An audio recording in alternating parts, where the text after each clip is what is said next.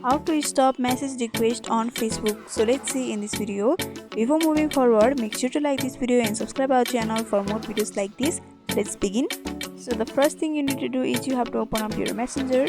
After that, here in the left upper corner you can see the hamburger option. Simply tap on that. So here you'll be able to see the gear option. Tap on that.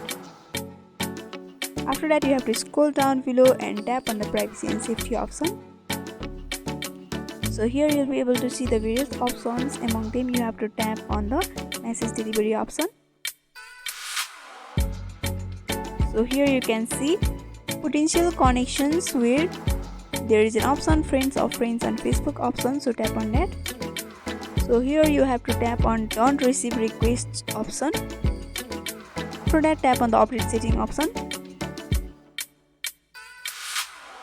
Go back and once again tap on the people with your phone number option. And here also you have to tap on the don't receive request option.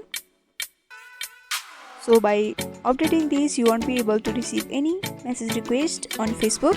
So by following this simple step, you can stop message request on Facebook. So I hope this video was helpful. Don't forget to like, comment, share and subscribe our channel for more videos like this. Thank you for watching to the end.